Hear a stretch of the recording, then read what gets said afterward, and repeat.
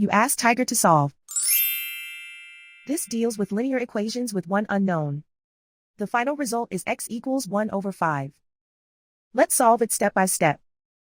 Isolate the x. Multiply both sides by 1000. Group like terms. Multiply the coefficients. Simplify the fraction. Multiply the fractions. Find the greatest common factor of the numerator and denominator. Factor out and cancel the greatest common factor. And so the final result is x equals 1 over 5.